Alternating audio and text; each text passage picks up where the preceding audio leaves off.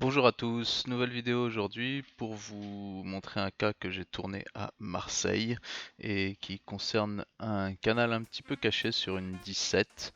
Voilà la radio préopératoire, on voit qu'on a un bel inlay corps à clavette et qu'on a une petite lésion au bout de cette, semble-t-il, racine mésiale. Voici le scan qu'on avait pris notamment pour voir un peu ce qui se passait en dessous. Et voilà, on observe que la racine mésiale et la racine palatine sont connectées par un isthme, et au milieu de cet isthme, il y a un canal qui n'a pas été traité. Donc là, on est déjà assez apical et on voit que la lésion est bien centrée a priori sur ce canal, et on descend encore un peu plus en apical. Le canal sera plus court que les autres et la lésion est toujours centrée sur ce canal qui semble être bien l'origine du problème. Donc voilà, là je vous ai laissé un petit peu de ce cas sans faire trop de ralenti, trop d'accéléré, parce que on peut voir que la qualité n'a rien à voir avec les autres cas que j'ai pu présenter jusqu'ici. C'est tourné avec le CG optique et vraiment c'est assez impressionnant. La qualité vidéo est quand même vachement meilleure. Donc là j'essaye avec une Fantando, c'est une 2508 pour normalement retraiter les canaux, mais je m'en sers aussi pour essayer de voir si je trouve pas ce canal en coronaire. Je le trouve pas, donc je vais explorer l'isthme avec mon insert. Ça c'est un nœud T15 de chez Woodpecker. Et on va explorer un peu l'isthme et on va essayer de tomber sur le canal. Alors c'est assez complexe dans ces cas-là quand vous n'avez pas de...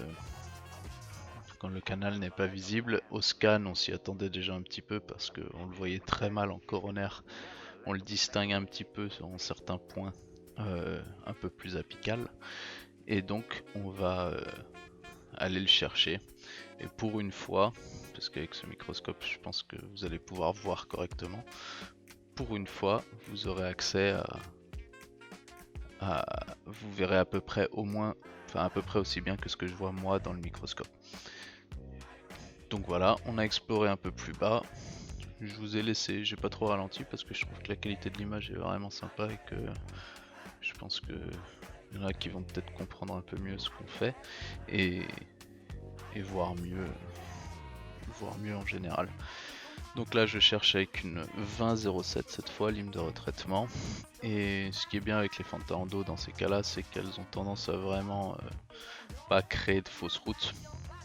Donc on peut chercher un petit moment, on peut forcer un petit peu, faut pas trop forcer parce que forcément vous finirez par en créer une, hein.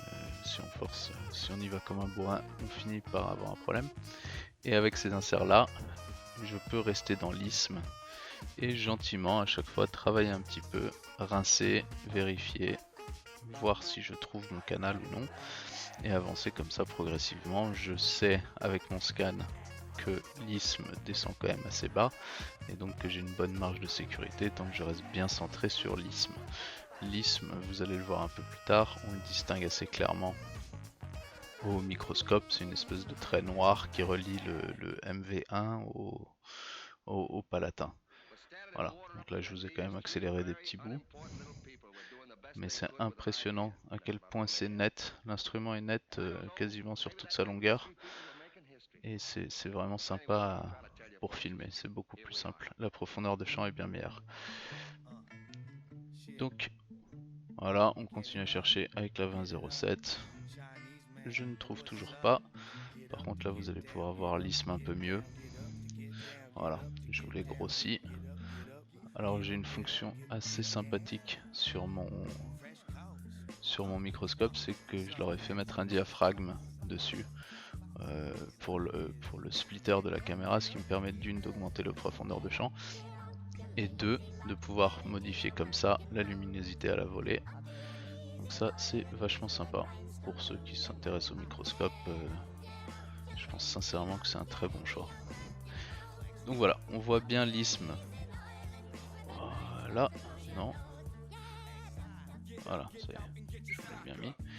On voit bien l'isthme en fond de cavité là, c'est le trait. Alors je distingue, et à mon avis vous aussi, entre les traits, au milieu du trait noir, parfois il y a des espaces où il y a du blanc.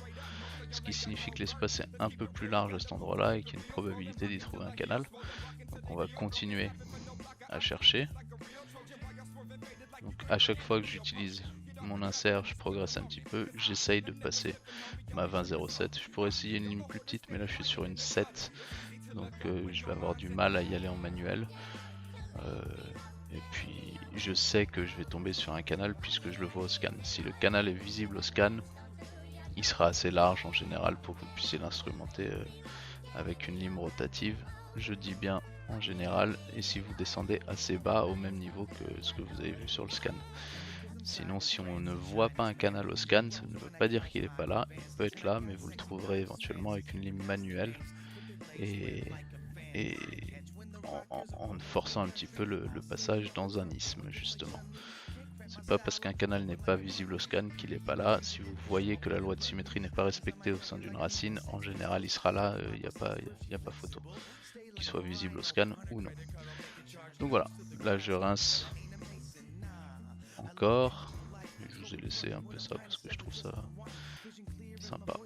Voilà, donc là j'ai accéléré, on est sur du 10 fois. Donc j'ai accéléré pas mal, je continue à chercher, toujours le même process, j'avance de à peu près 0,5 mm avec l'insert, et puis je cherche à la lime 20,07. Voilà, je regarde bien partout, je vérifie, et j'instrumente précautionneusement. Faut jamais forcer, faut jamais vouloir aller trop vite dans ces cas-là, vous ferez des perfos, et après c'est une autre galère pour les récupérer. Donc je continue. On voit que j'insiste pas mal et que la 20,07 ne plante vraiment pas. Si elle plante pas, c'est que vous n'êtes pas dans un canal. N'appuyez pas trop fort, mais si elle plante pas, vous n'êtes pas dans un canal. Voilà, ça continue. On rince.